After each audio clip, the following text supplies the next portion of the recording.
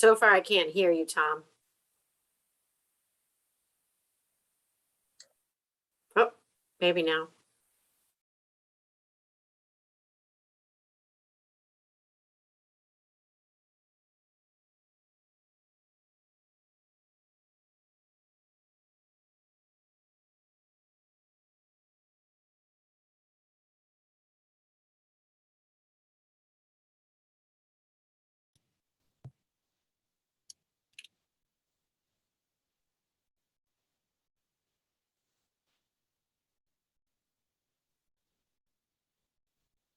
Oh, Tom.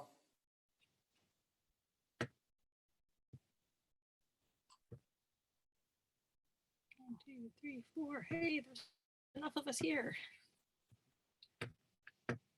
Tom. Oh, Hi. now maybe. There you go. That button didn't come up, the Wi-Fi button. Huh. Anyway, can you hear me, John? Yes, I can now. Thank you. All right. Nancy, Yes, I can. John, Damien, welcome. Jordan, Audrey, welcome. We got a quorum. Thanks, Tom. We've got enough Well, people So here. you have to have all 5 of you or no? 4. No, 4. Okay, thanks. It's been a while. Yeah, it has, John. One for you. Right. Who else? All right, so 6:02 and we can start the meeting. All right. Hello, everyone. Hi there. howdy, howdy. Thank you all for coming tonight. First thing on the agenda, let's see, we've got a lot of people here for certain things. So, Hey, Beck, if I can Yes. interrupt. sure. You just authorize Damon to be a voter tonight? Oh, yes. Damien will be voting officially tonight as our alternate. Perfect. Thank you. Thank you. Thank you for the reminder. It's been a while. Yeah, I know. Great. Thank you, Tom, for sending out the minutes. Has everybody had a chance to review them? Yes, Okay. Yep. They all look good? happy I'll as a make a clam. motion. I'll make a motion to approve minutes as written. All right. Second, John, second. All in favor? Do we, yeah, aye. 4-0. All right. 4-0. They looked great. Thank you. Thanks. Right.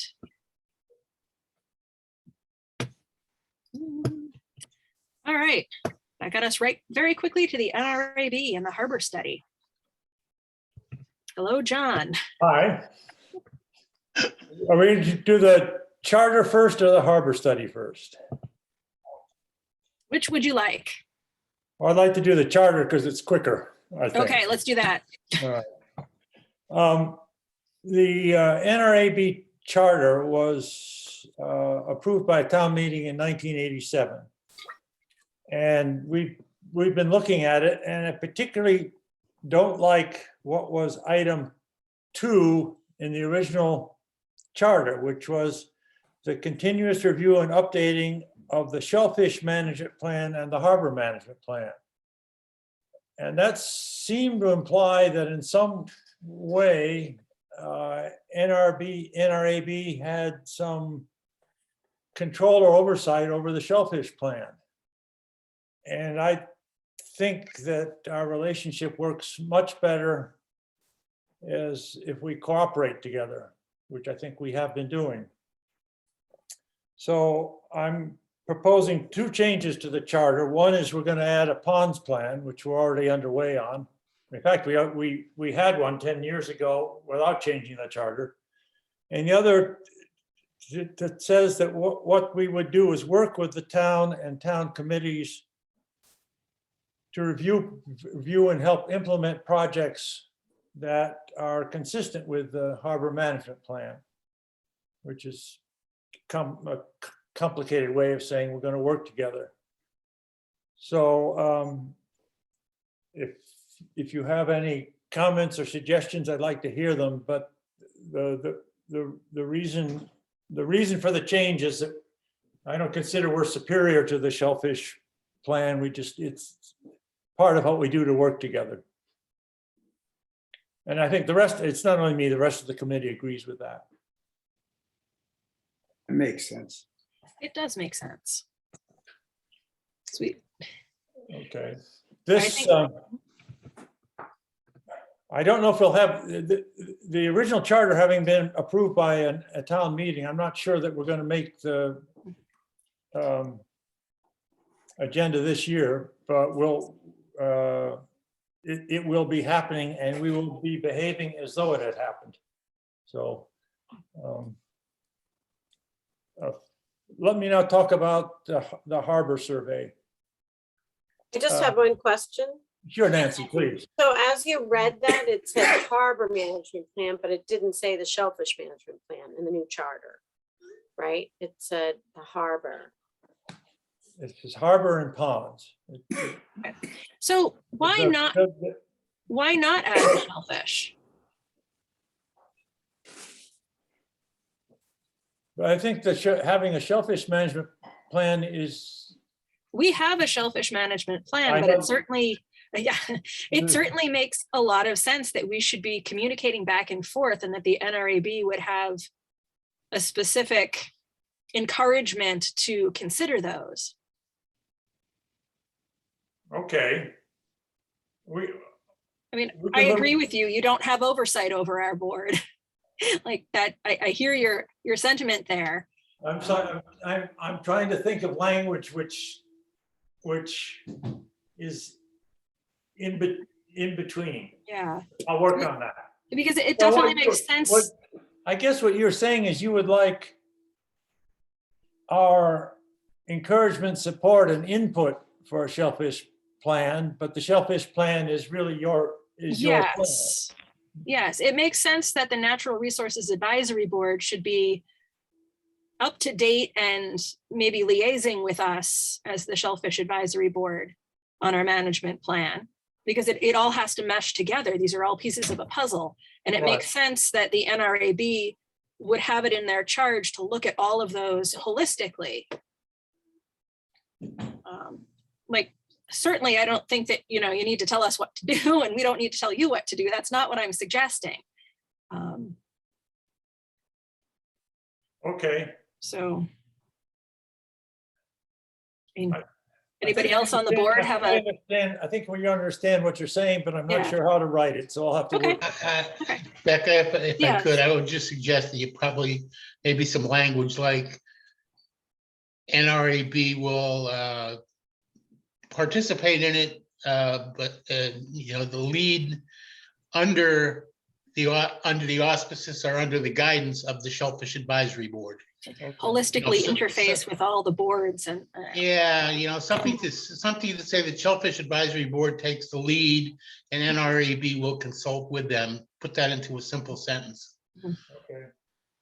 Well, I'll bring this up, John, at our next NRAB meeting, so you'll have a chance to. Let me know when that date is. I'll try and be Yes, there. it's coming up. I have a feeling that we put that, didn't we modify that, John, because it was totally seemed backwards that we weren't mentioned at all, or the Shellfish Advisory Board wasn't mentioned at all with that? Is that right? Mhm. The way it is in our current charter for NRAB, it says that was our gig, putting that plan together when it really wasn't. It was the Shellfish Advisory Board that should have put it together, Yeah, I think. okay. All right, let's go on. Sorry. All right. Thanks for catching that, Nancy. I mean, that's their natural resources. I just believe in collaboration. Mhm. So, That's a good word. I think that's maybe close to what we've been talking about. Let me make a note on that. Line up my agenda next to my screen here, sorry. Okay. All right, The harbor survey plan. This will is scheduled to come up before town meeting in April. And part of what we want to do as far as shellfishing is concerned is to use the survey of the shellfish resources in the harbor to help us understand and document the health of the harbor, which means that when we're looking at sampling shellfish in and around the harbor, we would not look at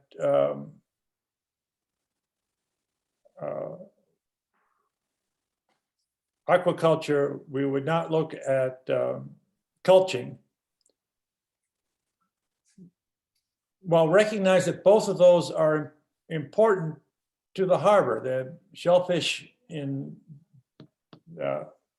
culture systems and the aquaculture systems remove nitrogen. So they're an important part of the maintaining good quality water in the harbor. I know the Shellfish Department does a lot of good work around the harbor to help maintain cleanliness, pick up debris, things like that. But what we want to do to test the quality of life in the harbor is look at locations which do not involve culching, do not involve aquaculture. And that's where I'm asking for some suggestions. If you were doing some studies of the harbor, of the shellfish in the harbor, with that point of view in mind, where would you recommend to look? What we are beginning to think about is to do in about 5 or 6 different locations right around the harbor ring, looking at different environments as you go around, all the way from the west side of the harbor around to the area next to Audubon, between Audubon and Lieutenant Island. I don't know if any of you have any particular thoughts on this, comments, but that's the sort of thinking that will apply in the final request for proposals that we're in the process of drafting now. Will the final report be including the aquaculture in the harbor as well? What I had proposed to do, Becca, is I would certainly mention it, but Okay. I also proposed to use one sampling site where there is culching as a sort of a control point. So you could see the benefit of the culching as compared to the natural wilds.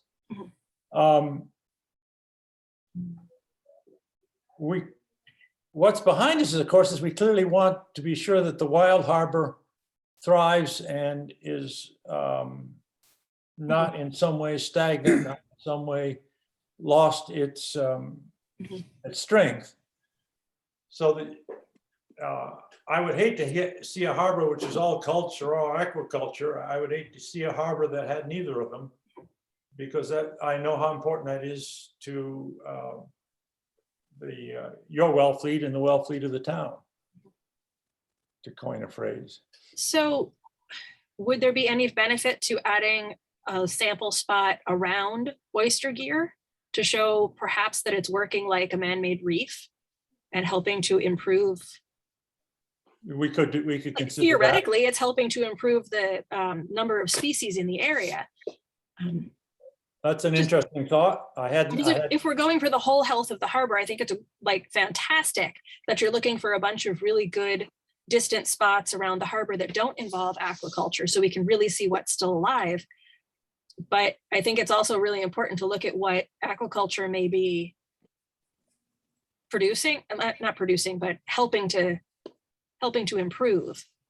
Okay, so you're And saying if you're talking about, say, a muddy surface and there was aquaculture there and you looked 10 yards away, you might see a healthier environment than if there was no aquaculture there. At least that's a hypothesis. that's the hypothesis. Yeah, that's a great suggestion. I had not thought of it that way. Yeah. Becca? When looking, yeah, Nancy, I'm just sorry. John, yeah. Yeah, it's me. A couple of suggestions. First of all, I think that, we have a lot of good ideas. I think we all could probably come up with a couple of favorite ideas of things that were important to each one of us.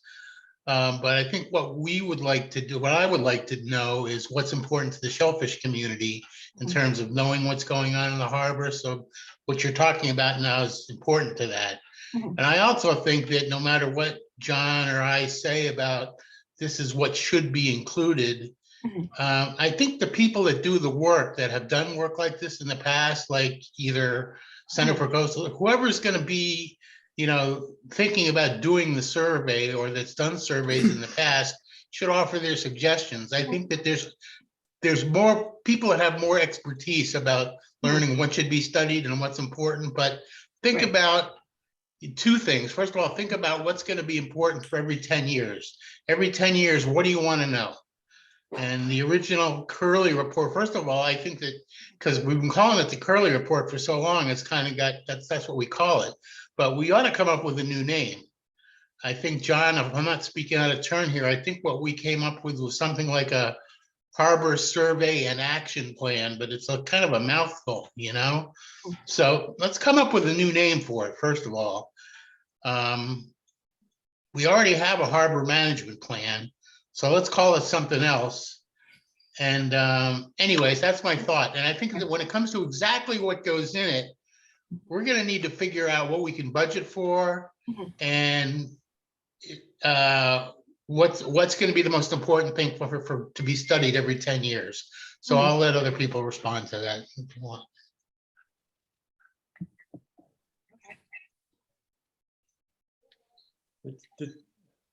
Thank you. Thank you, John. Nancy, did you have your hand up? I'll let Damien speak first because he's on the Okay, board. sure.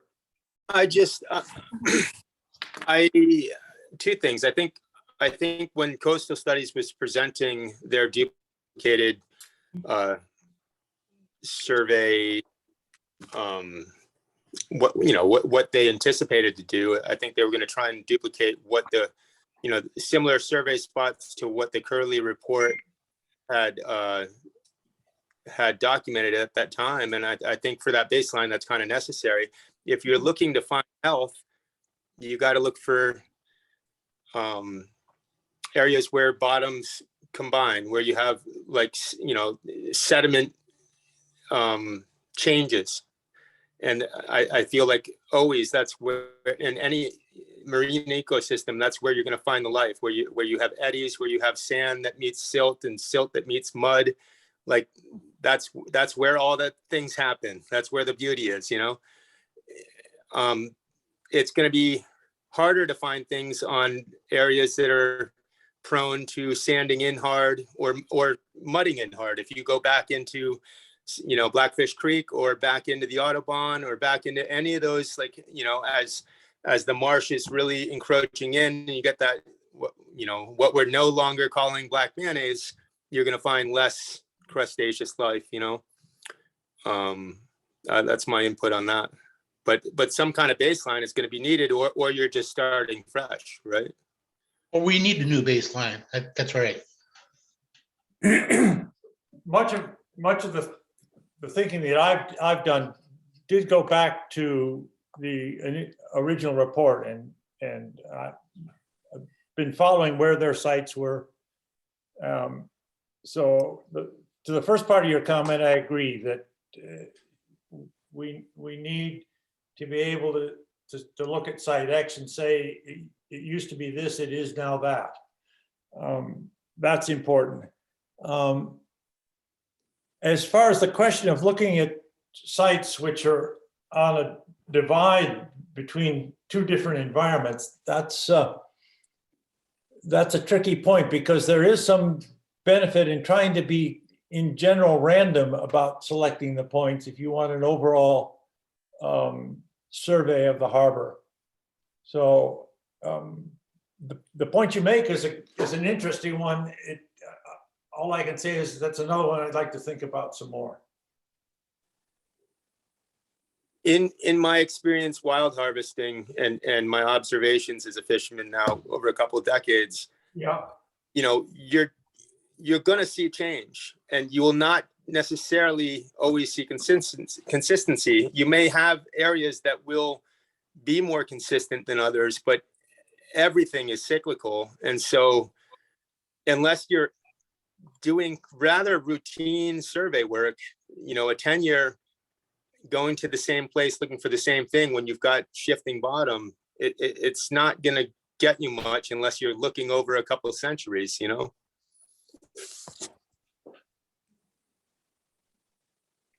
Okay, so what I'm hearing is we have to keep in mind the harbor is quite a dynamic place, and that's also a good point. Wasn't one of the sampling sites like gone now? When you look at the original Curley report, didn't you say that there's no longer water in one of them? Trying to think of where it was. I can't remember. Was it around the end of Field Point, maybe? I don't remember. Yeah, So, but you're right, but that's 50 years ago. So half a century ago, things looked a lot differently. And what was studied, you know, reading the original Curley report, there's birds, there's algae, you know, all the marine life and everything. So there's a whole bunch of things that you're going to want to know that are indicators of the health of the harbor. But what goes in the final product's probably going to evolve over the time in which you're actually taking the boat in the harbor and starting to do the work. And what you really need to do is you need to figure out a way that it can be replicated easily every 10 years. So that we have the equipment still, or we can keep at it. And so that it's not a big project every 10 years to get this thing funded and going again. Well, what would probably be the easiest then would be to include information from the aquaculturists and then information from what Surveys Audubon is doing and what Coastal Studies is already doing as sort of maybe as the sort of outer ring of the research. And then you'd have less stuff that the town would have to pay for in the middle of that ring.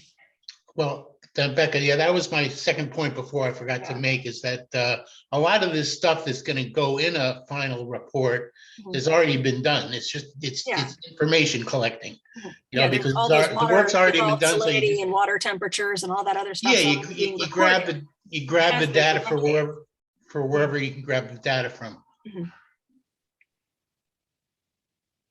Nancy. Okay, so a couple things. You know, it seems like what we're doing is a report on the natural resources of Wellfleet Harbor. So, you know, it could be the grasses, it could be the bird life, it's definitely the fish and marine life and aquaculture, and shellfish.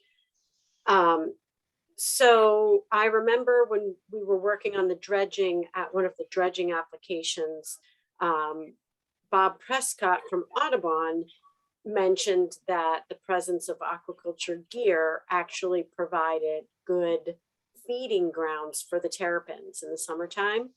So I liked Becca's idea of, you know, including that. I mean, you know, obviously I totally agree we should be trying to redo the original DMF Curley report study. But, you know, here we are 50 years later with a very different harbor, not only naturally, like Damien says, but also because the business has changed and the harbor has changed because of aquaculture. So I think somehow including that as a site would be important. And the other thing is about culching. If you're surveying the wild populations of different types of, you know, animals, if you will, in Wellfleet Harbor, that I think it would be important to include a culch area there, because it's not just oysters that grow on it. We have clammers that tell us that, you know, along the edges of a culch line, there are good quahog resources over time. And certainly, you know, the mini reef that's created on the bottom, you know, as it settles, it's 6 inches maybe when you put it down, and then it settles over time. You know, other benthic creatures end up inhabiting those areas, juvenile fish that use the shells to hide. So I understand that it's like not man-made, but it is a human-driven input into the harbor. But in the end, it does create wild populations. So I'm not sure how to include it, but I think Mhm. it should at some point be included. And it seems like, John Reel, that's what you were saying, that it would in some way. And I'm just reiterating that, like the aquaculture, the culture it's a real contributor to marine populations. That's rephrasing Becca's point again, that the aquaculture and the culching has a benefit to the harbor adjacent to it. That's interesting. The times I've gone out to Chipman's Cove to do some shell fishing, and if they're brant around, I notice the brant feeding along the edge of the culched. Mhm. That tells me there must be some goodie in there. They're not out in the middle. They're next to the cultures. Yeah. Yeah. So I think that's, I mean, I understand that it's a man-made input, but it is creating No, it's habitat, wild habitat. a fair point. I'm glad it got made. I see a lot of juvenile fish up in my seaweed that's growing all over my grant. Yeah. And I can watch them grow up over a couple of months of tides. Oh my God. One of the other things, just so people may be aware, that we want to include as part of the study is the phytoplankton Oh, great. population, and there has been a fair bit of work done by the Center for Coastal Studies, and so this will be just to be sure that that's continued. That's thinking of the food chain, and the food chain starts with sunshine on something green. So that's why this is I thought we should include phytoplankton. Hey, John, what about nitrogen reduction? Is there a way to measure that or get that into the report as kind of a benefit for the shellfishing community? Tom, that's already an important part of the wastewater project in Wellfleet. Okay. The need to reduce nitrogen. It's part of the program. The total amount of benefit is not without controversy, but it's sure part of the thinking. And I think the Clean Water Committee will be really taking that up. And I Yeah. think, and trying to catalog it. And so I think that work will be captured elsewhere. All right. Yeah, I got a call from my brother-in-law a couple months ago about do we, he's in Ipswich, do we measure ourselves as a state? Nancy, you probably can answer this question, because I know some harbors and some towns are putting oysters in to clean up their harbor. He was wondering if the state ranked the harbors or the towns on whether somebody's better at nitrogen reduction based on their oyster and shellfish population. I told him I wasn't aware of that. No, I think it's too new. I don't think there's that many people doing it, So Yeah. I think it's Mashpee and Pleasant Bay got a watershed permit with all those 4 towns there. Okay. And I think those are so I think Pleasant Bay is the only one that has a watershed permit, which is what Wellfleet's going for.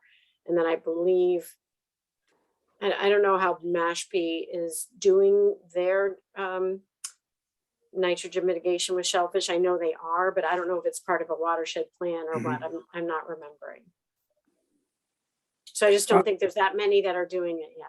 For it to be tracked. I just think it's important to remind the citizens, the public, that there is a tremendous benefit to our harbor with the amount of shellfish in our harbor.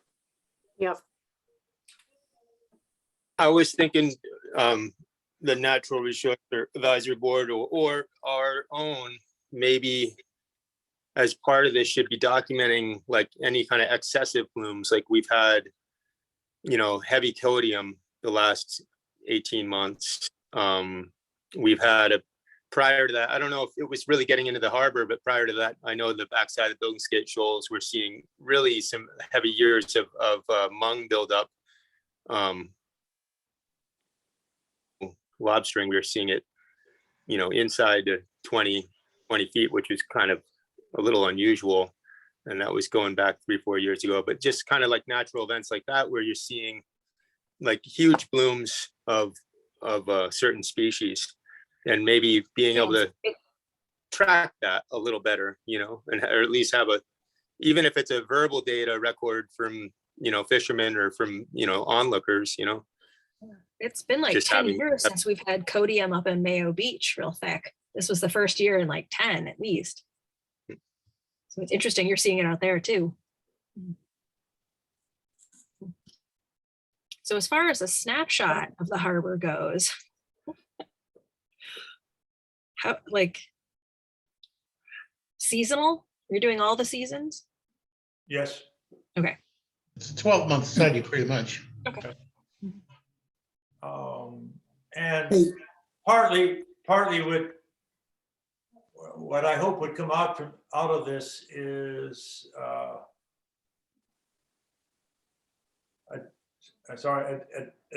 identifying some tests or observations or sampling that should be continued long term, not just wait every 10 years, but see what's happening. All that I read about what's happening with climate change is not only the increase in sea level rise, but the increase in temperature, and that's also showing up in the ponds, and that's a big concern, because that could change what the biosphere of the harbor, or the biosphere of the ponds looks like, which is what we were just talking about. And Good point. an increase in It's also the acidity. the blooms in the harbor. Mhm. And so whatever we may or may not be able to do in our study, the observation from people who are out in the harbor all the time is equally important, maybe more important, frankly.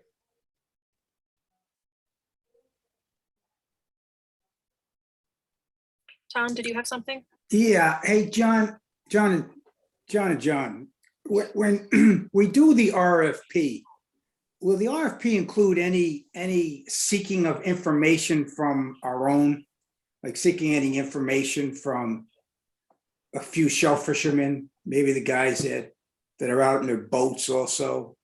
Will that RFP, what I'm trying to say is I hope it's not all done by scientists, and I hope we get some real facts from the individuals that are out there.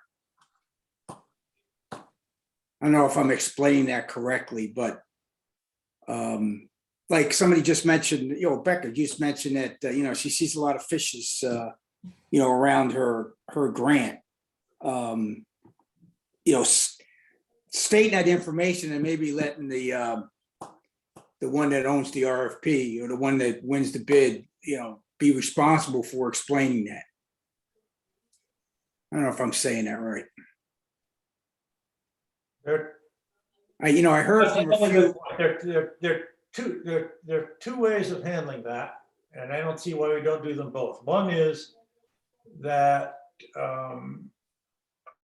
we would encourage the organization that actually carries out the study to consult with people who are out on the harbor as a part of the putting together their plan. I like that. The other thing is,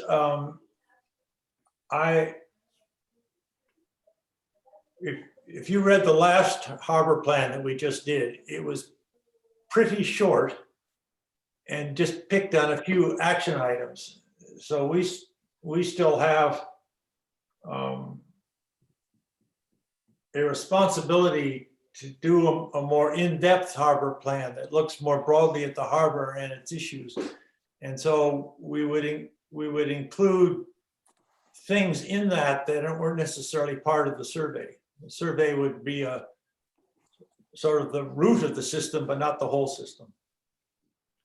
Okay. But I think the immediate thing that you've suggested, which I like, is town meeting approves this, we have the RFP, we have somebody hired, let's be sure that we talk together off stream, so we get a better, it'll give us a better plan. Yeah, I like the first sentence you stated, John. That was a good way to state it. You know, they seek input from, you know, the fishermen, et cetera, et cetera. I Yep, think that's a, fair point. Yeah, I'd also point. chime in to the fact that there's a lot of manual work that is involved. You know, you're going to be seining with the beach seine. And, you know, some of the other things that are, you know, because it's the fish are important to me. I thought things like stomach contents of fish, you're going to be talking to charter captains, maybe people that are out there on their boats catching fish. There's going to be citizen participation, I would guess. You know, I mean, you're going to be collecting data from everywhere you can. And the people that are out there every day, like, you know, charter captains or, you know, people that are aquaculturists or shellfishermen, their input's going to be important. So I think all that's going to be included. All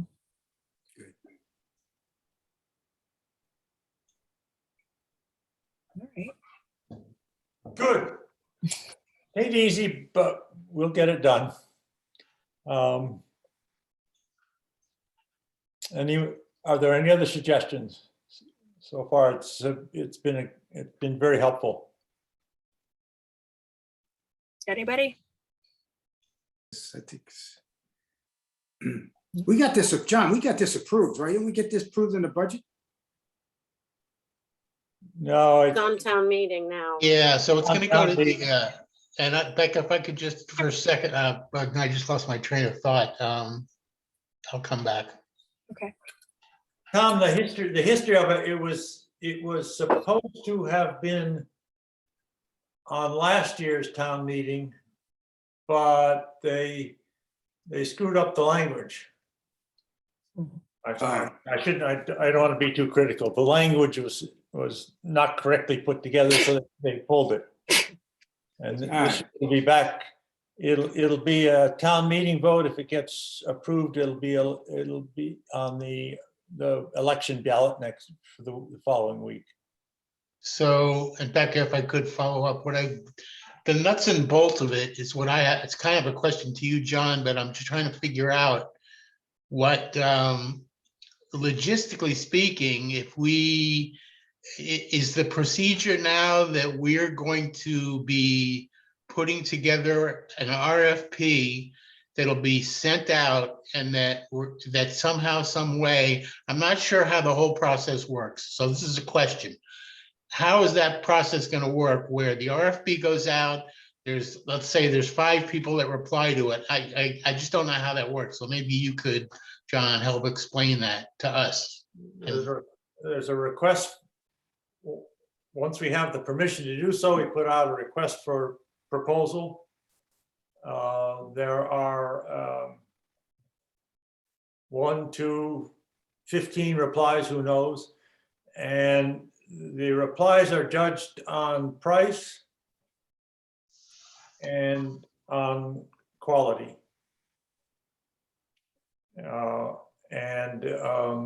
What I understand, particularly from the assistant town manager, Rebecca Ruffley, who is also the purchasing agent, is that price tends to be critical. But that's the procedure. So, okay, so the request goes out and we tell the people that we tell the people that are going to respond that we want to redo a Curley report. This is kind of the broad strokes of what we had in mind. And we just kind of give them free rein to come up with what they're going to offer us. And that's a proposal. Is that the idea? Yeah. John, part of what we're buying is the expertise of the people who reply. Right. So that's, yeah. I don't want to, my own view is I don't want to let the RMP be too constraining. I want to see what they have. What they offer us. Yeah. Right. Maybe there's Right. stuff we didn't think of that they would know about. That's right. That's what I'm thinking. Each company's gonna have their own little gig and Yeah. this is what they feel is important. So that's good. Yeah, they'll bring their own expertise to the table, John. So, things we don't think of, they'll say, well, I think we should report this and that. Yeah, and I'm just thinking out loud here, but there was a study done in Pleasant Bay that was a recreation, just like we want to do of the what their Curly report was, the study of Pleasant Bay years ago. And they just redid that again. And I'm wondering what their experience was, if it might be wise to chat with somebody at the Friends of Pleasant Bay and say, what did you get out of it? What would you do differently? And see what they have to say about it. That's just kind of an off topic. Well, it's the same topic, but I'm just kind of trying to, that was something that came to mind because nobody's really done a study recently. There's one company that's done a few of them around the state, but they don't get done that often. So I'd be curious to see if what kind of bang for the buck they got, that kind of thing, and just see how happy they were with it.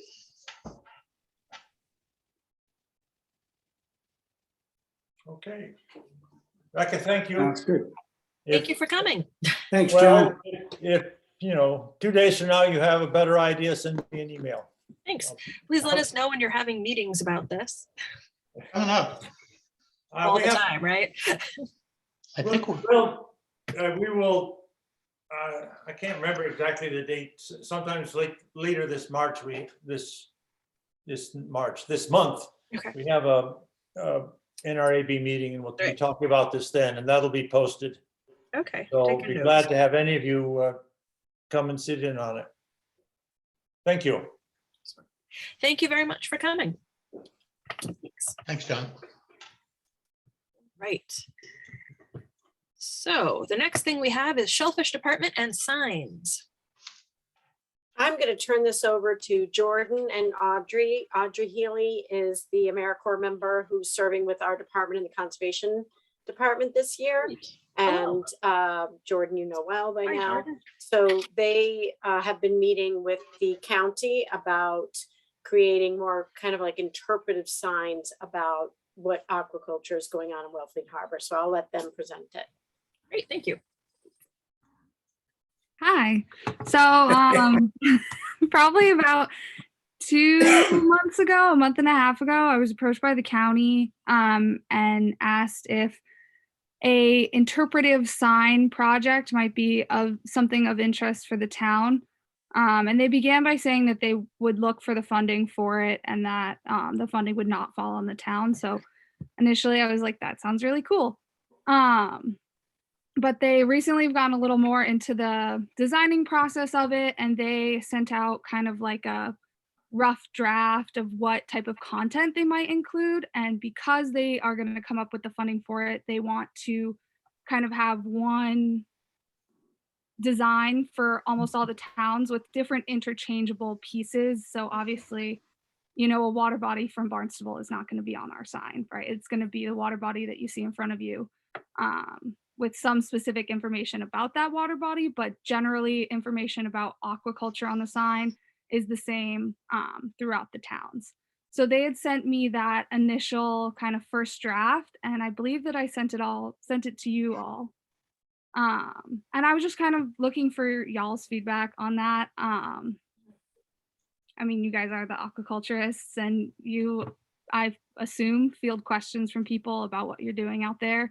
And the goal of the sign is to kind of educate people so that they know what they're looking at when they go to the beach. So. All right, great. Is that something you guys would be interested in? Like I said, I told them that we would, but if you guys are like, absolutely not, then. Generally sounds like a good idea. Yeah, I mean, it looked really interesting. It started with a Rhode Island Sea Grant. They started inputting them near their aquaculture sites. And then obviously our Hui Sea Grant saw that and really liked the idea. So there's like a cool piece on it that's like an I Spy. so fun for kids and stuff like that. And the goal is to have it kind of low to the ground and then angled so that kids can look at it. People in wheelchairs can see it as well. So very accessible.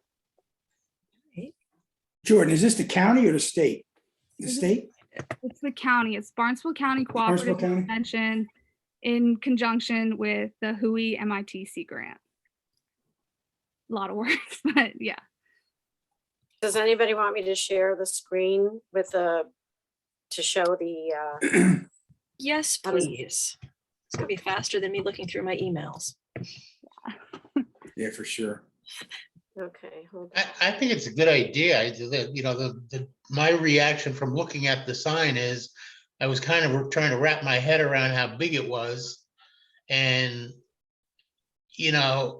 trying to keep it as unbusy as possible. However, when I looked at it, everything that was in there seemed to be important, and I couldn't seem to think about jettisoning any one portion of it. So it was a good idea. I'm just my recommendation would be try to keep it as unbusy as possible so you actually read the content of it. That was a lot of the comments that we had about the Rhode Island Sea Grant one. So the one that you're looking at is actually installed in Rhode Island. And when we first saw them, that was Audrey and I's initial reaction, was that they are a little too busy. So I'm hoping that when they come out with the design with the content in it, it looks less busy than the content as is on the page. Didn't we get a draft? I thought we got a draft that had that in it already. It had the content in it.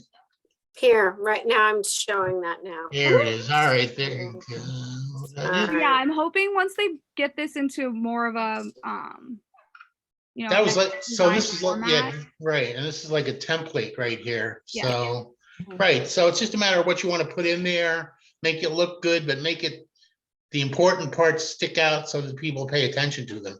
Mhm.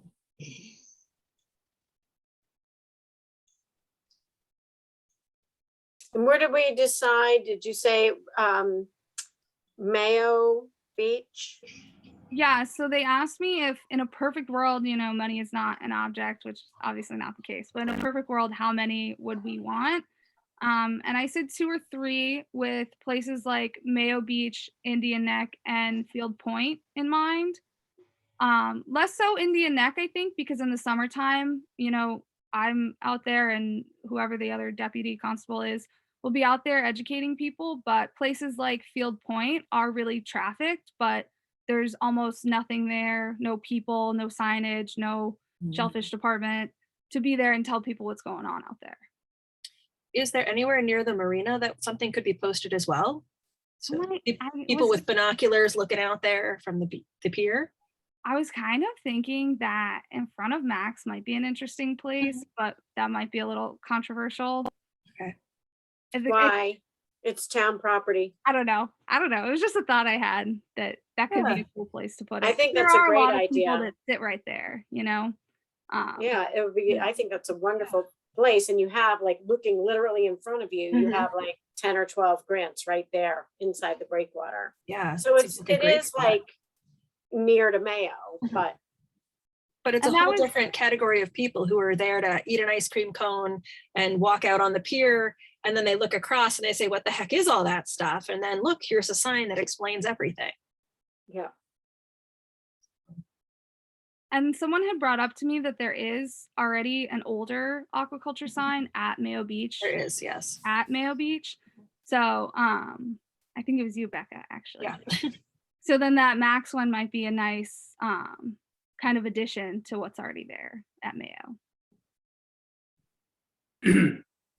Yeah, I like the signs that you showed from Rhode Island. I like that concept. If you're in a wheelchair, you can see it. Little kids can see it. Versus a sign straight up on a pole. Yeah. Well, It has a little more character. Yeah, I'm glad you like the idea. If there's anything in the content that you would like changed, that's a big piece of what we want to know now. And like I said, this is just kind of their initial draft with just the content. And as they come out with more drafts, I'll make sure to forward them along and keep you guys in the loop. Thank Have you got a revised one so far, or is this pretty much still the one everybody's working off of? Yeah, so I haven't gotten a revised one yet. They were waiting to speak with each town first before coming back with a second draft. I mean, is there anything that's specific to Wellfleet? I think what they're trying to do now is collect input from each individual town. Is there something specific to your town that you would want to make sure is included here? I mean, other than being the home of aquaculture in Massachusetts, the only wild harvest in Massachusetts for oyster, and like all the other Yes. original, I would think that we try and retain Yeah. character and originality, Mhm. and all the aspects that might get lost in a homogenized plan of that type. That's a great idea. Yeah, All I the like things that. that Wellfleet has that are Mhm. unique. Definitely. First to harbor to do aquaculture in the state, and Yeah, only Nancy. town that has a year-round oyster wild Mhm. fishery. Yeah, and we've been doing this since 18, something like that, Maybe this sounds like a town, a project that we should come up with our own design, contest or something. That'd be cool. Yeah, how much can we change it before they'll I stop? mean, I funding? can picture all the clams right on, razor clams, mussels, right across the top, and then have little blurbs. But you want to know what's important, because what people are seeing is all the aquaculture grants, but they're also seeing wild pickers out there. Yep. And, people just, Fraggers out in the water. yeah, it's nice. It's very helpful for people that don't know what's going on, to Mhm. show you what they're likely to stumble across there. Scallops, everything. Like at the same time, you don't want two signs and you don't want it to get too big. No, I think what you need to know, do is like- you need to have something that's specific to Wellfleet that, like, I mean, I like the idea of having a consistent sign, not anything like it, but like the National Park Service uses, what all their beaches have the same kind of brown. Everybody knows what the sign is. It's a sign, and it says different stuff for different places. So Wellfleet could have their own sign, but it would have a basic format, Right. unless you wanted to come up with some kind of crazy, wacky design that would be very Wellfletian, Well, nothing wrong with that, but Jordan, maybe what John and Damien are saying, maybe we say if there's 5 boxes, the county can do 4 of those with kind of constant message, and then the one box we can be town oriented. Sound specific, yeah. Yeah, I town think that specific. they'll let us do whatever we want. and I these don't are, think we're married to No. any content. That's why they're asking for information, for input from the towns. They don't have to be homogeneous, right, Jordan? I believe that they're going for a mostly homogeneous model so that the fabrication will be less expensive. Okay. Yeah, And it- that's But what there, from my understanding of my conversation with Abigail, there are a number of pieces that will be town specific. So when I speak to her next, I'll get a better idea of how much of it can be town specific. Like, if this whole left side where they're planning on putting the town specific stuff, like the town specific photo and the Mhm. water body name, wondering if that whole section could be Wellfleet specific. I will ask that when I speak with her. yeah. Okay. feel free to forward us Mhm. revised. If you have somebody that came up with a bunch of good ideas, send them to us, Yes, I would definitely keep you in the loop of all the edits. Great. This is a nice project. Yeah, I thought it would be really interesting, and the fact that the county would like to contribute financially to it Mhm. just adds all the better for us. Yeah. Great. Well, thanks guys for your input. I will make sure to keep you in the loop. Thank you. Thanks, Jordan. Great. There we go.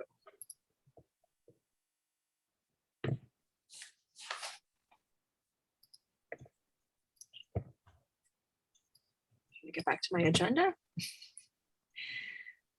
All right, does the Shellfish Department have anything else that they need to talk about now, or should we move on to boundary discussions and topics for future meetings? Is that where we're going? Okay.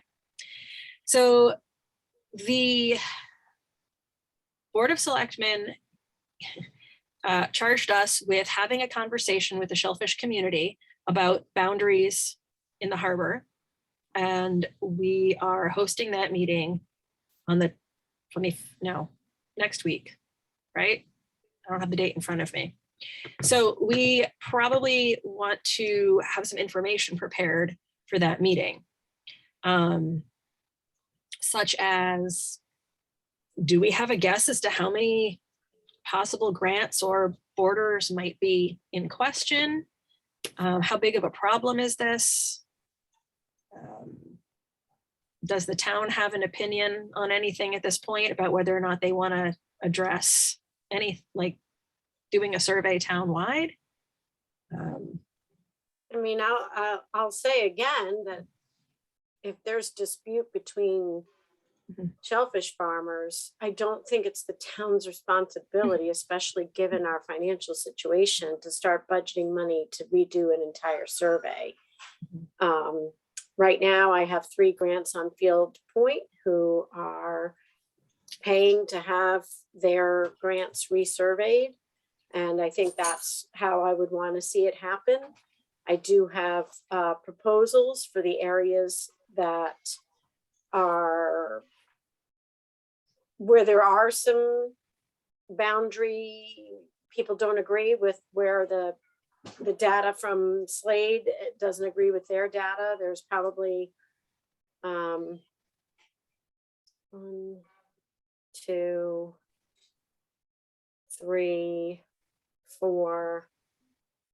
There's some other areas where we don't have a problem, is like basically Powers Landing, Egg Island, and Indian Neck.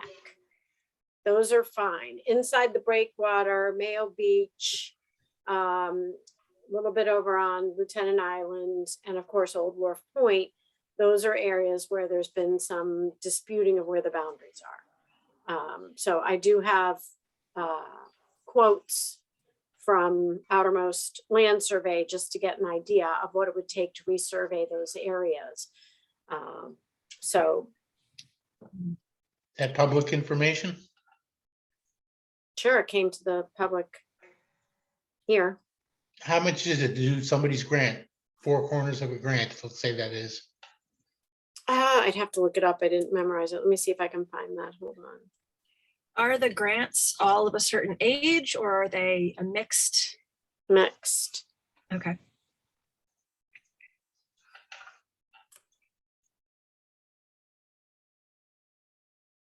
It's not that important, just curious. Would it- Okay, so I have like 2,400 to do some of the ones on Lieutenant Island. I have 20, oh no, sorry, deposit required 2,400, it's 4,800 to do Old Wharf Point. And then inside Indian Neck, it looks like it's, it's going to be, and these were given to me in August. So, I think that we're talking about $5,000, but if you're dividing it up between 5 different farms, I don't know how to assess whether that would be a problem for somebody or not. Well, But what was that $5,000 covering one person's grant or a bunch of grants? No, bunch of grants. Oh, there you go. All right. So that's not that, I mean, that's reasonable.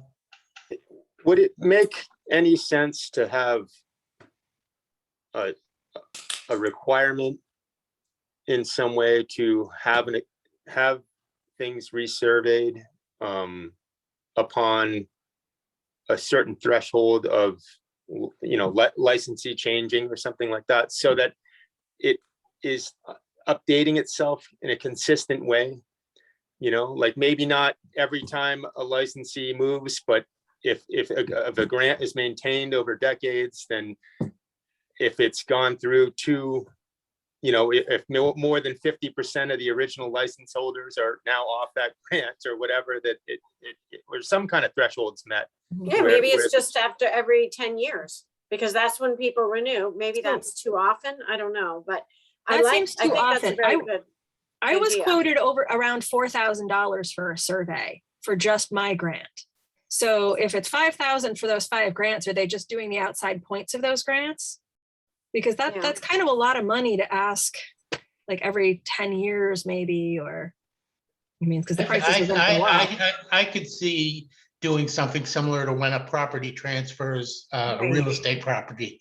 When it transfers, that's when you have. Transfers or within 10 years of a Yeah. transfer. Yeah, or we either do it upon transfer, or when it does transfer, even if you had some, if it's been surveyed and people are happy with the boundaries, it's obviously, if it's going to be a dispute between two owners, you get some kind of document where they could sign saying that here's where the stakes are, we're all happy with that, we sign off on it, and then you won't have a dispute. Mhm. I mean, there's probably ways that you could trigger it, either to do like when a property transfers, or have some kind of indemnification where the parties agree that this is what we've been working on for years. We're all happy with it. We're done. And we don't have to worry about it until we ever sell our interest in the, we're removed from the grant. Sure, you have it in writing, or you maintain your markers correctly, or whatever it is, that. Yeah, I mean, I'm opposed to the town having to pay to survey the whole harbor. I just don't think we need to. I think there's going to be disputes between parties. It should be between the parties, and without having to make it a big major financial burden to them. And, the other thing is that if maybe it's like a requirement upon a transfer or an addition, or maybe it's a requirement every 10 years when somebody comes up for renewal. Once we get this sorted out in the Shellfish Department GPS, if we go out there and everything matches up, then no survey is needed. If it doesn't match, then that's when it might be required. Because there's a lot of places that don't need it. I think what we need to do is, nothing's been done, since the 70s. And so there's a little bit of, there's some cleaning up that needs to be done. There's some, neatening and organizing and making sure. And I think once we have that baseline done again, then maybe it becomes, when you renew every 10 years, you get you make an appointment with the Shellfish Department to come up. And if there's no disputes, then, and everything matches up great, then there you have it. There you go. I mean, I'm only as good as the GPS, but they say it's good to 3 feet, 3 to 10 feet. I think that's acceptable. Hey, Nancy, is there anything that you learned that we could do better, or we should have thought of, or we should have prepared the neighbors? Here's where I was heading with this thing, is kind of produce a process. So say those 5 guys that are doing the survey affect 3 others, or affect 2 others, one on one side, one on the other. Yeah. What's the process? I planted all kinds of, thousands and thousands of clams, and all of a sudden they're on, next door neighbor's property. What right do I have to those clams? Do we give them a window to take them out, or the new owner, or the grant that is the neighbor, that's his or hers? I mean, I think that's where I was kind of heading with this thing. Is I listened to John. You got a problem with your boundaries. Work it out with somebody. And then, but what happens afterwards? That's where I was thinking. I mean, what issues do we have out there? I know I heard that one guy talking about, I planted all those clams and now they're the new guy's clams. I mean, is that right? I don't know if that's really, last I heard, but this was probably last summer, they were the other grant holder was gonna wait for him to dig them, like there was no rush. I don't No, know. no, if I know things that. have I know that. changed. Yeah, yeah. I think they worked it out from what I heard, but But you're right. I mean, my suggestion is always going to be, if it was an innocent mistake, then you wait for that person, for those clams to grow, and then you harvest them. And that's Yeah. happening in other areas in the harbor as well. that's what I was thinking, you know, you just, that's the process, you know, okay, we made a mistake. But you can't take, you gotta let the guy harvest, let the gal harvest, and then move on. Right. And if it's like something that's not hurting anybody, you know, instead of making people move all of their oyster gear, you know, all right, when you take your stuff off for overwintering, then it can't go back out there. Yeah, something Yeah, like that, Nancy. We try and work with people. It's just, Yeah, and I think communication is really important, and having a mutual understanding. Yeah, that all sounds reasonable. yeah. I mean, I think we just gotta put that down so people can look at it and say, all right, Mhm. this makes sense, that doesn't make sense, et cetera, et cetera.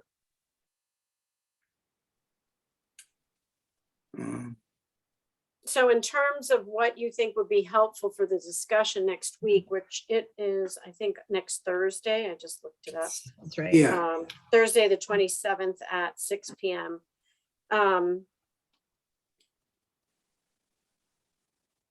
What would be helpful, you know, is there something that the Shellfish Department can contribute to the discussion, or documents, you know, would you like to see those survey documents,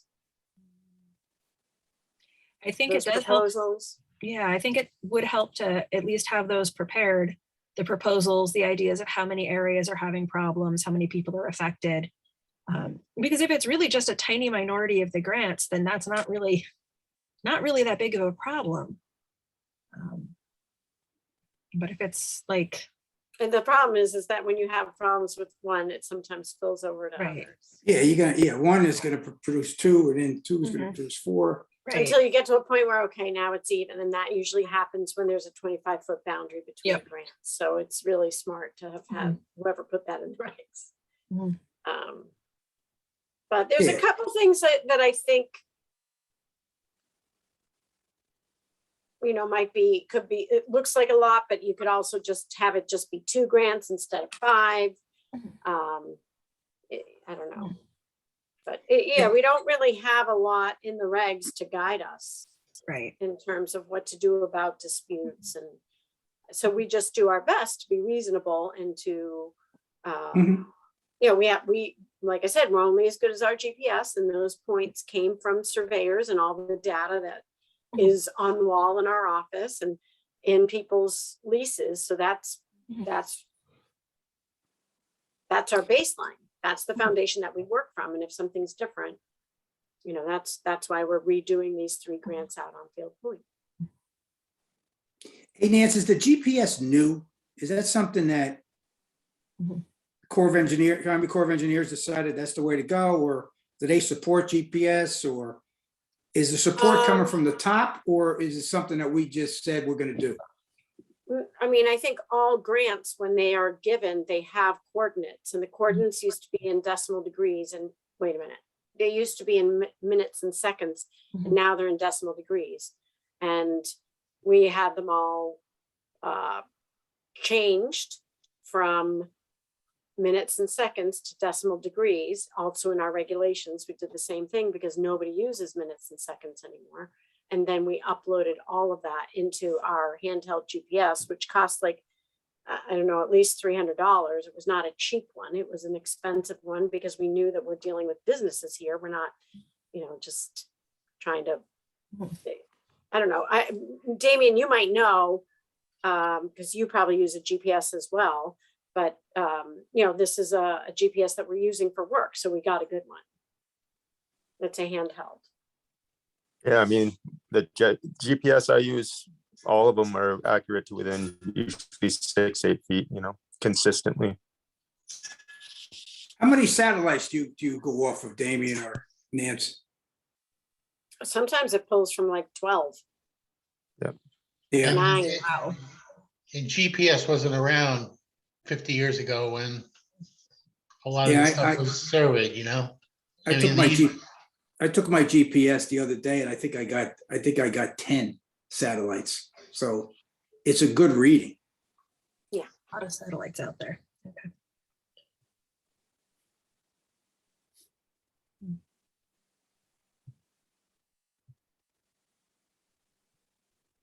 So Becca, what are you saying? Friendly front end from Nancy?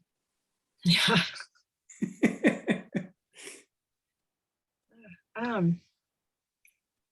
Are you, Nancy, planning to open the Shellfish department again so that people can come and be on Zoom? Sure.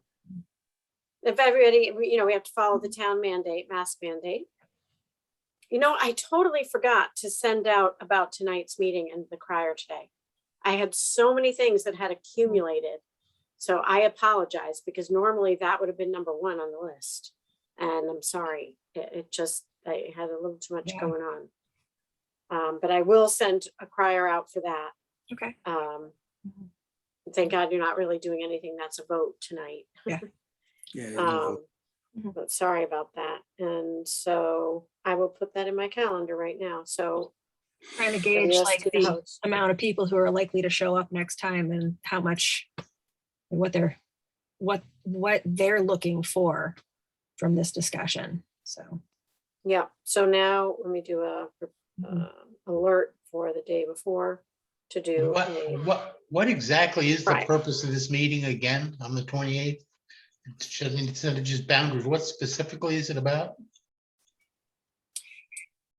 Tom, do you remember what the exact wording was, or Nancy?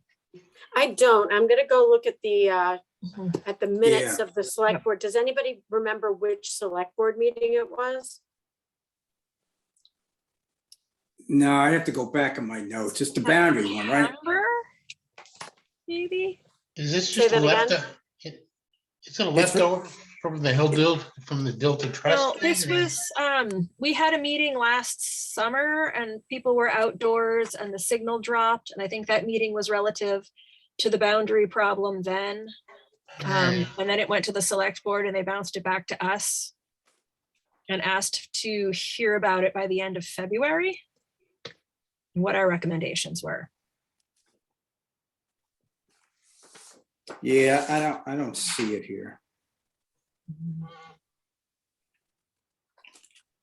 Well, I think we've kind of been around, all right. Well, Yeah. we've been around this discussion enough, a bit tonight. I know we've talked about it before too, and Several times. yeah, the whole concept of it being between the disputed, the parties within the dispute, that's the way it should still be. The town, I think the consensus was that the town shouldn't be paying for a resurvey, kind of resurveying for a problem that's not really there.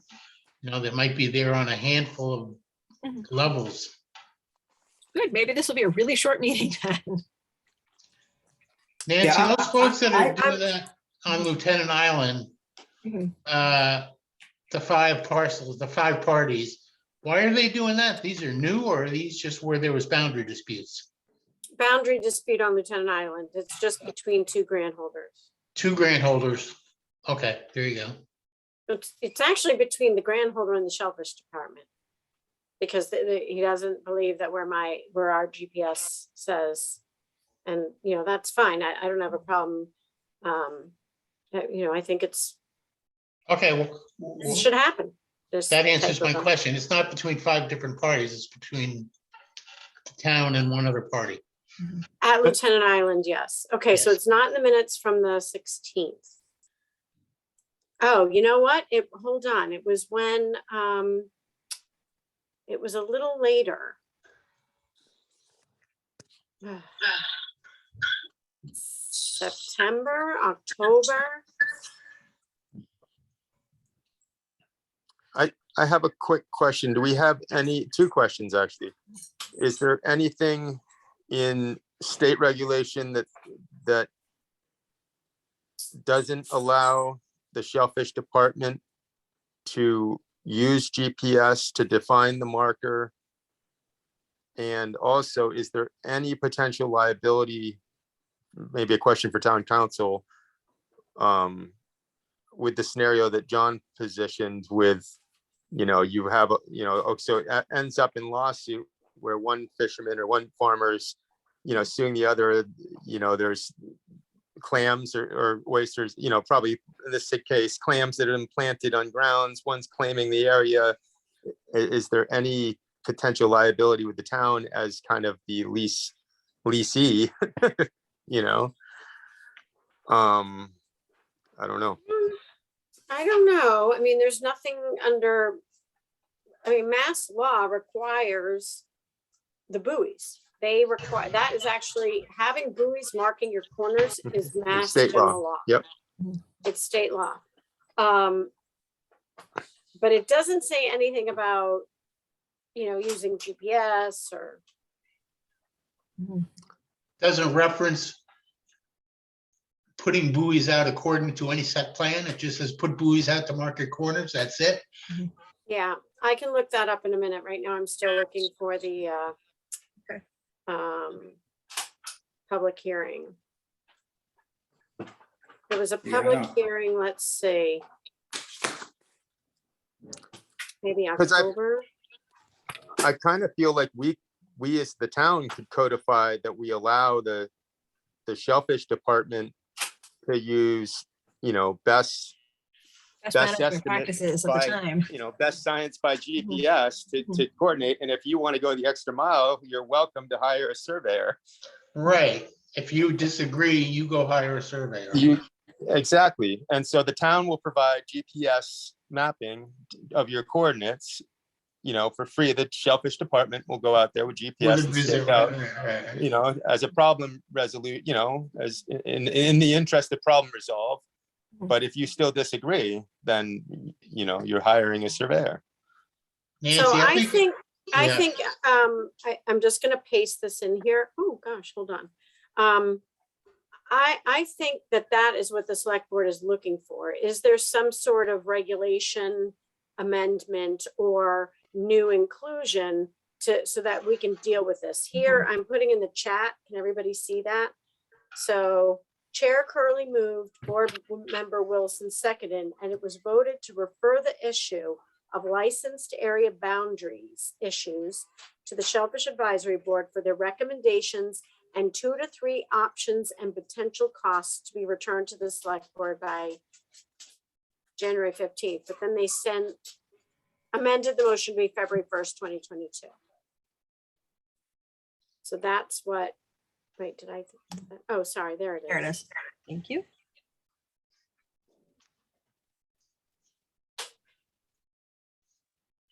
I can also. Well, it sounds like we came up with one pretty good idea, which is just to come up with some simple language that says, we're going to use GPS.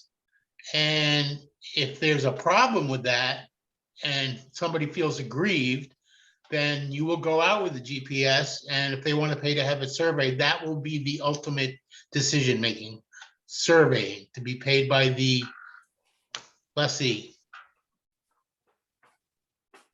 So Nancy, if you wanted to come up with some language, that would be my suggestion, just to come up with a simple, run it by town council, or just come up with a simple paragraph that says, that's what we're gonna do. No, I think what they're looking for is to have a discussion with the public. Well, that's the about meeting, this. that's the meeting next week, isn't it? That's right. That's right. Okay. So I Well, think so what- that's, we're kind of getting into the territory of that, but I think it's just in what you're trying to do is to get organized for that public hearing. Right. Well, if you want, well, my suggestion would be to come up with some language about what we just put together, because sounds like the board consensus tonight, right?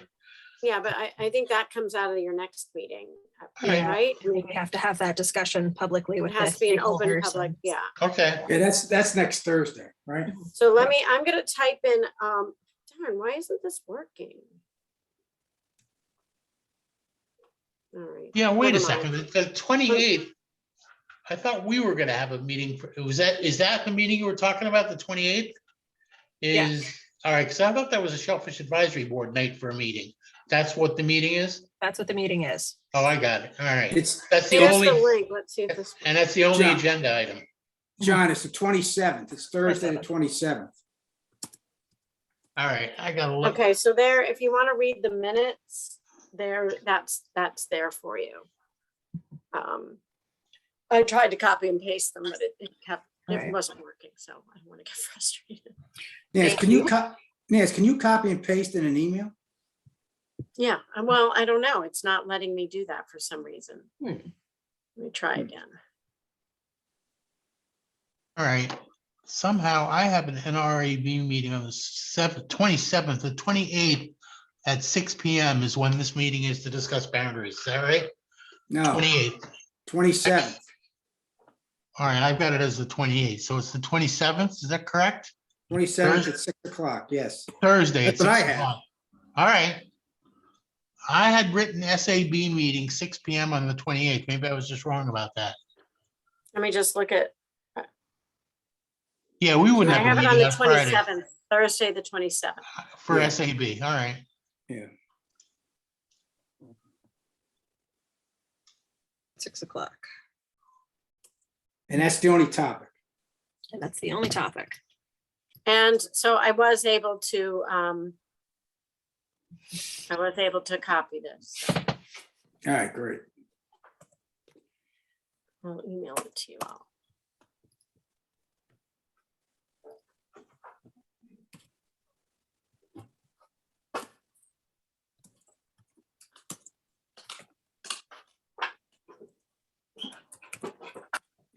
You know, the only thing, Becca, the only thing I got into a while back, I think I got into it with Helen, was here we are, and Damien kind of mentioned this, here we are, the town, giving a piece of property to someone to have a business. And I don't know what our responsibilities are. Yeah, we're just sort of trusting them to. We're trusting that the GPS coordinates are all accurate. Mhm. And, you know, we go out there. So, you know, so my thought is, you know, what's the process? All right. How do they know their area is this when it's been that same buoys for 20 years? And they take it into consideration, the town is saying, yep, that's it. And then all of a sudden Nancy goes out with GPS the following year, or does she go out at that time and reposition the buoys? And then what happens after that? That, you know, I go through this with my head or listening to those guys at the WSA that night. Mhm. I mean, it gets crazy. Mhm. And I keep on going back, and somebody mentioned it, you know, legal counsel look at this. Here we are charging somebody for, you know, not charging much, but Mhm. you know, they're taking this at good faith that everything is hunky-dory, and then all of a sudden,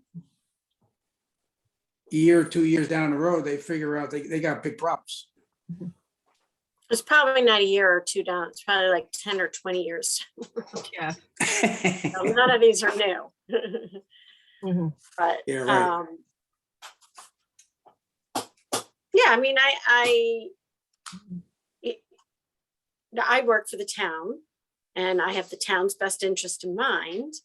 And you know, I think that our data is the data that's up to snuff, right? I mean, that's how your Mhm. leases are issued. It's what we have in town hall, in the leases, and then what's been transferred into the GPS. However, you know, I understand that a lot of this stuff, I mean, a lot of these things are from many, many years ago. And so I think it's good that we're talking about how to resolve these issues moving forward, because, and I also would hope that if we do kind of one big cleanup, then we're not going to run into a lot of these problems anymore. Mhm. You know, I don't, one thing to remember is that really grant inspections, like real grant inspections with paperwork, were not done before 2017. So it's no surprise that since the mid 1970s until, you know, the 2000s, that there's some anomalies. Like it's obvious, and it's nobody's fault. It just shit happens. So I'm looking forward to this as a way to kind of get things the way I like things, nice and neat and organized, and then we can take it from there and move forward. I think there'll be hopefully less issues in the future. Going back to that Mass General Law line of discussion, it is in chapter 130, section 61, that says you have to have markings and you have to maintain them, but it doesn't specify where records of those, like how records of those markings are kept. But in the next section, it states that records of those markings are to be kept by the town. So I think the way you have it, where you have all the data points from all the past surveys, works under state law. Okay. Good. And I'll post the Thank link you. to those sections in the chat. Okay. Great, thanks for looking that up. All right.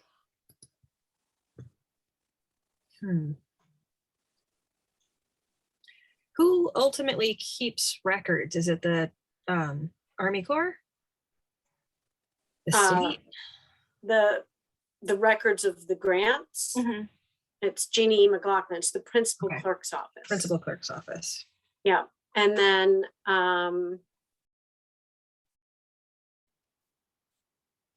I think, you know, like, but that's like after the Army Corps has sent its paperwork, after they've done, like, Right. that's when the actual lease gets written. And once it's been approved by all of those different agencies, Conservation Commission, MEPA, the DMF. Yeah. Army Corps is one step in that process. Okay. All right. Is there anything else we want to consider before we have public comment on all of this next week? On the 27th, whatever that is. Okay, so let's close that discussion, and the next excitement in the topics for future meetings. Nancy, do you want to start with this one? Okay. So I had emailed you guys today about a joint meeting between the Conservation Commission and the Shellfish Advisory Board to talk about sand renourishment and how that travels and how it could impact shellfish beds, especially aquaculture. Yes. So that would be something that's absolutely not urgent, but speaking with a conservation agent today and knowing that in certain areas, it's really become something that has had an impact.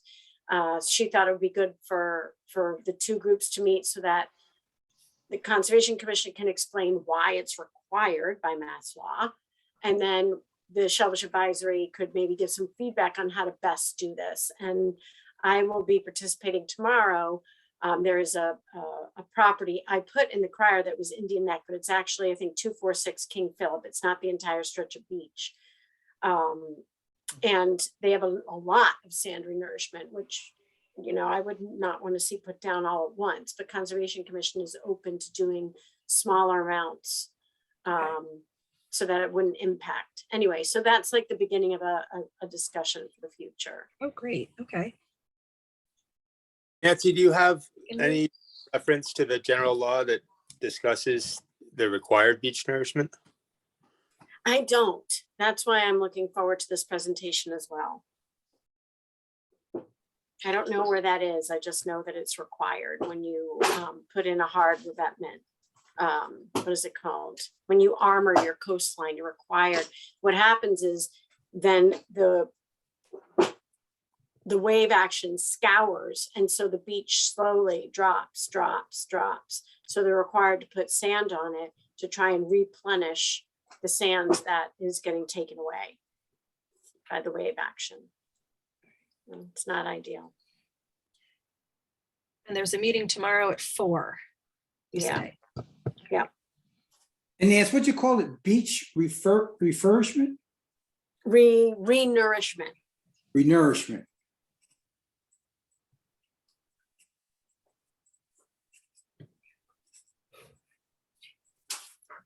Okay. Anything else? Well, I sent you guys an email today with the public hearings that are happening on Tuesday. So just looking for feedback on those. So when we look at the list of things that are coming up, all right, there's the select board meeting with the Hatilda property stuff. And I guess at the same meeting, there are a list of things going on, which includes the status of license holder Aquaculture Resource Corporation, the Shellfish Grant License 792 with regards to section 7.8.1 eligibility requirements and domiciled requirements and exceptions. Where is 7.7, number 792? Sorry. 792 is, it's one of the 5 Deepwater Indian Neck grants. Ah, okay. It's the middle one. Okay. So that's one of the 5 that's being proposed to be moved. Say that again. That's one of the 5 that's being proposed to be moved inward. Okay. All right. Yeah, that you guys voted on last week.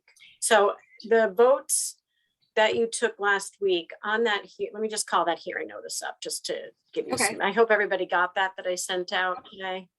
Let's grab that, sorry.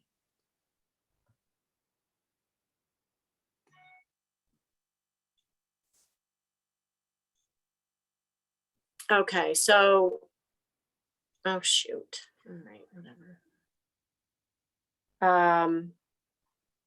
So the first 3 bullets you all voted on as part of moving the grants in. Then the next bullet is about ARC and should basically the sections that the select board is going to have a public hearing on is about section 7.8.1 eligibility requirements and domicile requirement and exception 7.8.2. So I think that's it. That you did not vote on. And then the last 2 recommendations and planning for the use of the Hilton parcel and the status of the moratorium, those 2 there, you guys did vote on. And so Hey, Nick, out of these 1, 2, 3, 4, 5, 6, 7 bullets, you voted on 6. I think the only one you haven't is the ARC. Is that where did the ARC come? Who brought up the ARC one? that was Chair Curley.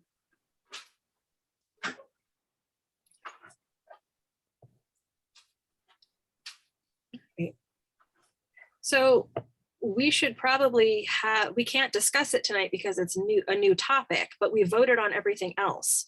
So we should have a discussion and vote on that before it comes up to the select board next week. Yes. So I guess we're thinking Thursday night this week.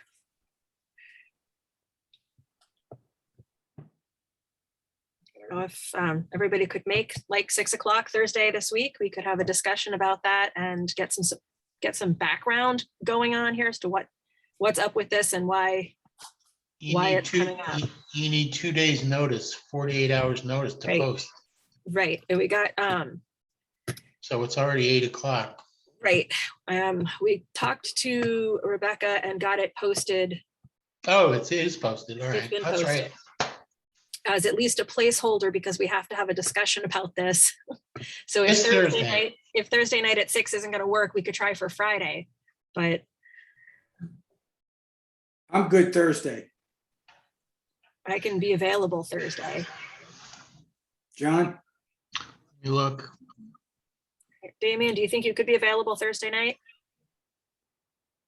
I can be available Thursday evening. Yep. Okay, thank you. We'll hit up Take Zach a and look. see if he's available. Thursday is the, 20th. okay, I'm in the wrong month. What is this? January. Still in January. Yeah, I'm good. I got something during the, yeah, it's fine. It's an evening meeting, 6 o'clock. Yeah, that's fine. Okay. All right, so what Thank I'll you. do to make up for my transgression today of not posting this, not sending this meeting out. I'll try tomorrow to get a crier out that just talks about, because I made a mistake on the Conservation Commission because it was just this one address. It's not all of Indian Neck, so I don't want people to get, you know, all upset and riled up about that. I want to be very specific, so I'll put that correction out, and then I'll say that on Thursday at 6 p.m. you'll be doing a hearing on the ARC. All right. Meeting. Does that make sense? I guess I can it do does. And correction. And it would be nice if the select board could like, let us know what's going on.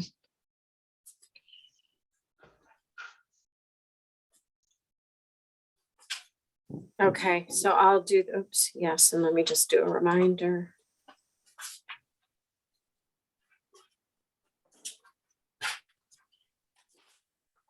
For the crier. Has ARC held that grant since 79? I guess I'm gonna have to go look at that. So I'll do a little research so that I can answer your questions. I'll have to go pull that file from Jeannie Mac's office. Okay. That's where all those records are kept.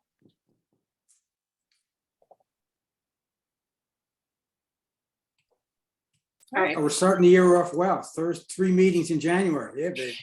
maybe we can take July and August off this year.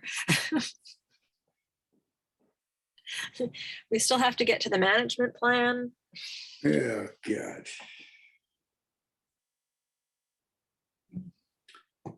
Yep. All right. Does anybody have any other meeting agendas, meeting items they'd like on a future agenda? Getting tired here. Scared to mention it. I know. Hey, Beck, I just want to make it public that unfortunately I can't make that select board meeting when we talk about HDYLTA. I got a commitment that I booked 6 months ago. Totally reasonable. And I'd be in a doghouse if I try to get out of it. The real doghouse. And keep it on your phone while you're out. All right. So if anybody else on the board has a chance to be at that meeting. Well, yeah, what was the date on that February meeting again? The select board meeting is the 25th, which is next Tuesday, January 25th, Damien. January. January 25th. That's the, I think it was a Word, it might have been a PDF that I sent you all today. Mm. And just, it listed out all the different hearings that are happening on Tuesday, the 25th. So a week from tonight at 6.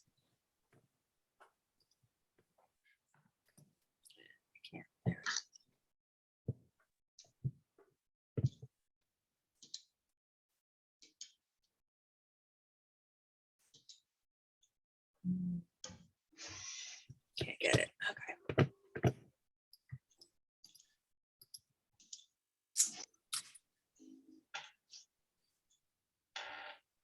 All right. So any other thoughts on future agendas at this time? Did we have anything else? Jordan, do you remember? Shellfish Advisory? I think we're kind of caught up. Good. So, Good grief. Okay. hold on, let me just look while I'm here.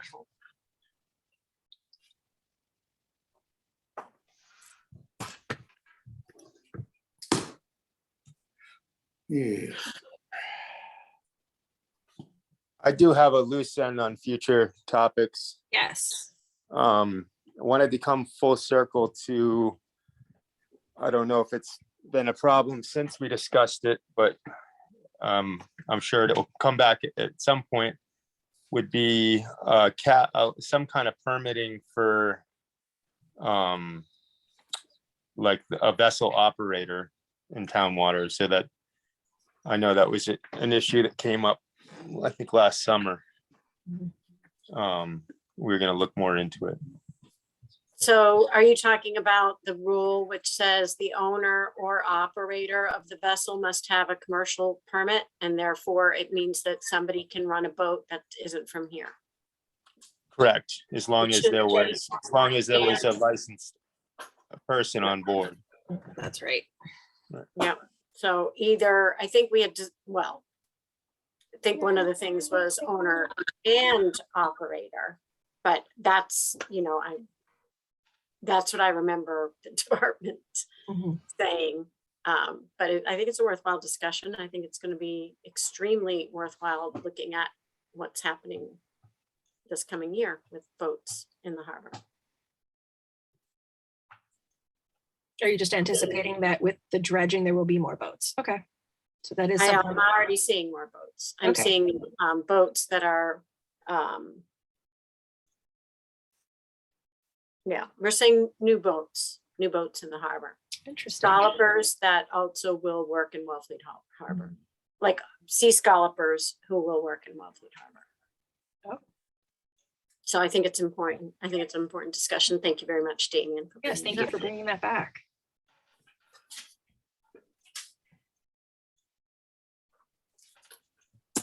Do you feel like that one needs to have a deadline's the wrong word, but like a time frame that we should be working on that? Is that going to become super important by the end of February, the end of March, do you think? I mean, it's Do they all need to have got their license? It'll by actually February? probably be an issue. When does Stellwagen open? April 1st, Damien?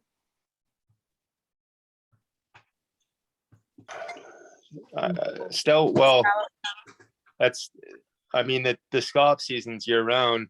We're all scalloping now. Northern Gulf of Maine opens April 1st.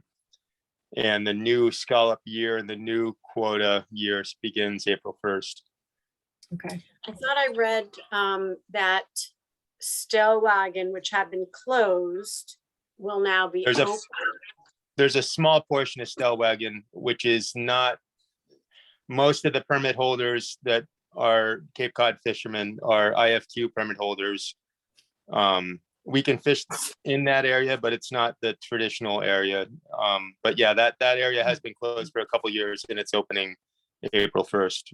Interesting. So I think that we'll probably have some issues before that. Okay.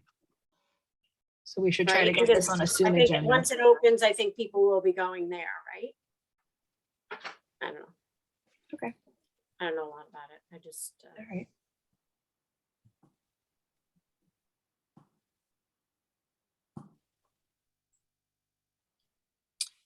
Just had a thought go by and I don't remember what it was now. All right.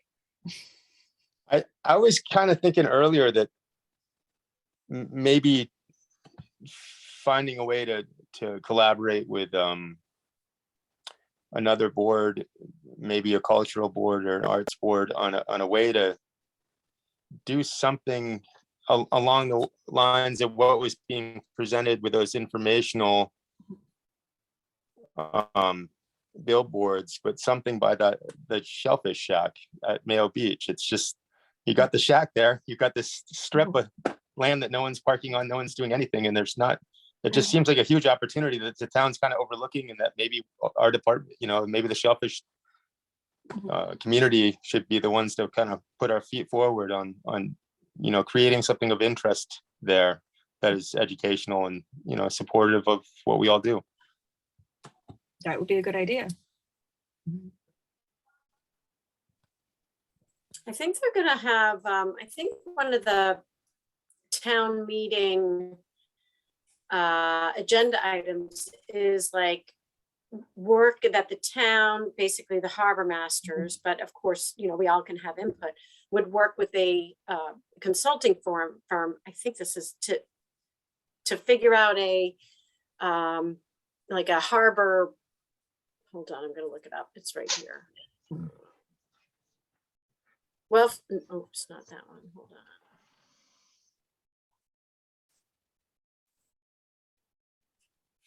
on. Harbor Marina. Oh, this is more facilities need. Never mind. I thought it was something about like what to do with the different areas in the harbor, which that building should be a part of, but it was more, it says facilities need. So I misunderstood that. But, I think there's a lot of talk about what to do with the buildings down there. Yeah, there's Yeah, I think I spoke when I said the Shellfish Shack. What I meant was the little, not the one that was being used by the department, but the one that is on quote unquote display is the old Oh, oyster house. Yeah, that's a great idea. I think there might be one there. I think Spat paid for one there. Hmm. I think there is a sign there. Lackluster. Okay. Hey, Maybe we got a there's more we spat, can do. we got a spat board meeting next Monday. I'll bring that up, Damien.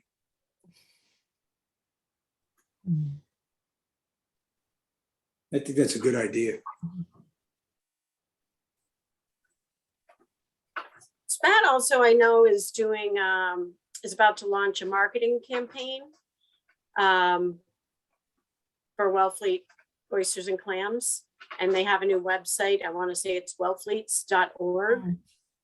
So that might be something to have, maybe, you know, they should come in and present to you guys. I know they were talking about, I mean, this is like Tom probably knows, but I think they were talking about maybe doing an update to the select board. So I don't know, it just might be something interesting to see what's going on. If you're dying for agenda items. Yeah, we like presenters. Yes, something where you can just educational, Yep, decisions necessary. I'll discuss it with them on Monday. All right. But it's a good idea. There's a lot of new things coming.